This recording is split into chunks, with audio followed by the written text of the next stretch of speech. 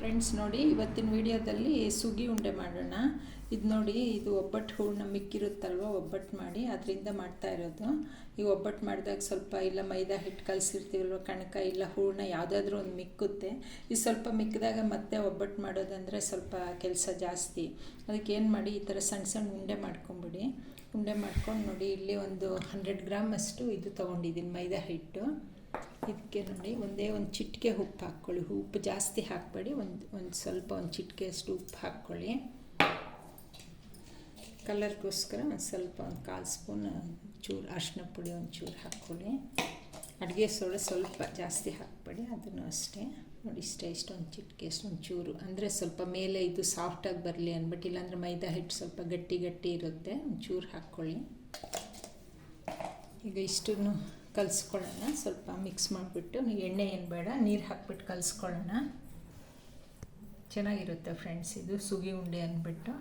But ಹೂರಣ ಸ್ವಲ್ಪ ಗಟ್ಟಿ ಇರಲಿ, ಮೆತ್ತಗಿದ್ರೆ ಇಲ್ಲ ಎಣ್ಣೆಲಿ ಬಿಟ್ಕೊಂಡ್ಬಿಡುತ್ತೆ.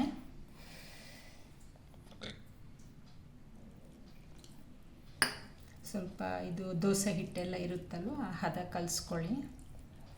ತುಂಬ ನೀರು ಇರಬಾರ್ದು, ತುಂಬ ಗಟ್ಟಿನೂ ಇರಬಾರ್ದು.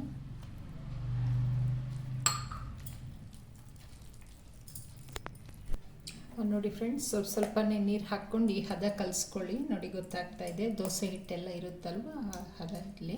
ತುಂಬ ನೀರು ಮಾಡಬೇಡಿ, ತುಂಬ ನೀರು ಮಾಡಿದ್ರು ಬಿಟ್ಕೊಂಡ್ಬಿಡುತ್ತೆ, ಎಣ್ಣೆ ಹೂರಣ ಬಿಟ್ಕೊಂಡ್ಬಿಡುತ್ತೆ. ನೋಡಿ ಇಷ್ಟು ಈ ಹದ ಕಲಿಸ್ಕೊಳ್ಳಿ.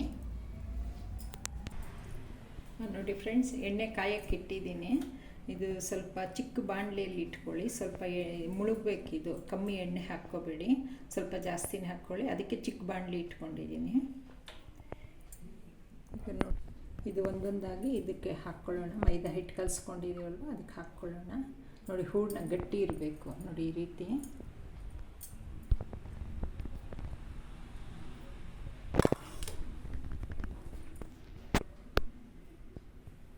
ನೋಡಿ ಫ್ರೆಂಡ್ಸ್, ಎಣ್ಣೆ ಕಾದಿದೆ, ಮೀಡಿಯಮ್ ಫ್ಲೇಮಲ್ಲಿ ಇಟ್ಕೊಂಡಿದ್ದೀನಿ. ಈಗ ನೋಡಿ ಈ ರೀತಿ ಡಿಪ್ ಮಾಡಿಬಿಟ್ಟು ಗ್ಯಾಪ್ ಬಿಡ್ದಿರ ನಿಧಾನವಾಗಿ ಹಾಕಬೇಕು. ಏನಾದರೂ ಸ್ವಲ್ಪ ಹಿಟ್ಟು ಇದು ಸರಿಯಾಗಿ ಅಂಟಿಲ್ಲ ಅಂದರೆ ಬಿಟ್ಕೊಂಡ್ಬಿಡುತ್ತೆ, ಎಣ್ಣೆ ಎಲ್ಲ ಗಲೀಜಾಗುತ್ತೆ.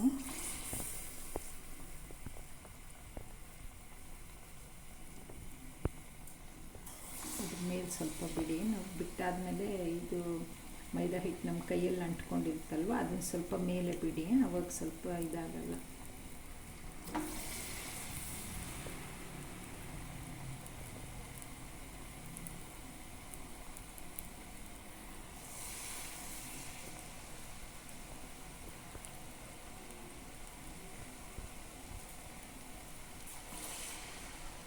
ಕಡಿಮೆ ಹಾಕಿ 4-5 ಆ ಥರ ಬಜ್ಜಿ ಬೊಂಡೆ ಹಾಕ್ದಂಗೆ ಎಣ್ಣೆ ಫುಲ್ ಹಾಕ್ಬೇಡಿ, ತಿರುಗಿಸುವಾಗೆಲ್ಲ ಬಿಟ್ಕೊಂಡ್ಬಿಡುತ್ತೆ.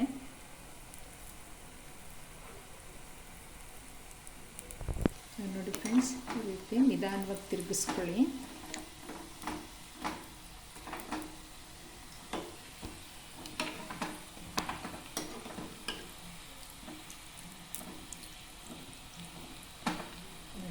ಇದು ಕಟ್ಟಾಗಿಲ್ಲ, ನಿಧಾನವಾಗಿ ತಿರುಗಿಸ್ಕೋಬೇಕು. ಸ್ವಲ್ಪ ಬಜ್ಜಿ ಬೊಂಡ ಥರ ಸ್ವಲ್ಪ ರಫಾಗಿ ಇದು ಮಾಡಿದರೆ ಎಲ್ಲ ಬಿಟ್ಕೊಂಡ್ಬಿಡುತ್ತೆ.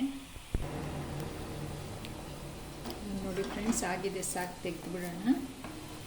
ನೋಡಿ ಕಲರ್ ಬಂದಿದೆ.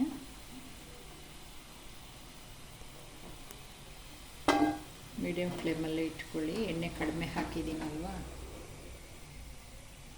ಹೈ ಫ್ಲೇಮಲ್ಲಿ ಇಟ್ಕೊಂಡ್ರೆ ಕರಿಯೋವಾಗ ಯಾವುದೇ ಪದಾರ್ಥ ಎಣ್ಣೆಯಲ್ಲಿ ಕರಿತೀವಲ್ವ, ಬೇಗ ಸೀದೋಗ್ಬಿಡುತ್ತೆ.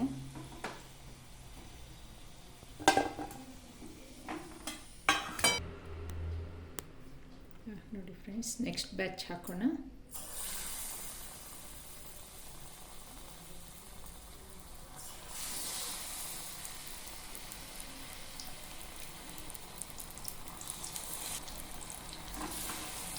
ಚೆನ್ನಾಗಿರುತ್ತೆ ಫ್ರೆಂಡ್ಸ್, ಮಾಡ್ಕೊಳ್ಳಿ. ಮಾಡೋದು ಈಸಿ, ಇದು ಒಬ್ಬಟ್ಟು ಸ್ವಲ್ಪ ಕೆಲಸ ಜಾಸ್ತಿ.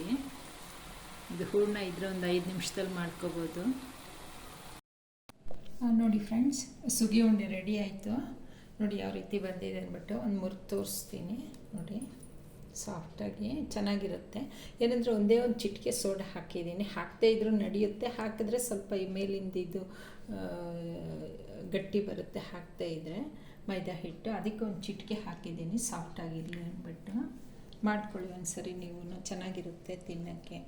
ಒಬ್ಬಟ್ಟಿಗಿಂತನೂ ಒಂಥರ ಇದು ಡೀಪ್ ಫ್ರೈ ಮಾಡಿರ್ತೀವಲ್ವ, ಡಿಫ್ರೆಂಟಾಗಿರುತ್ತೆ.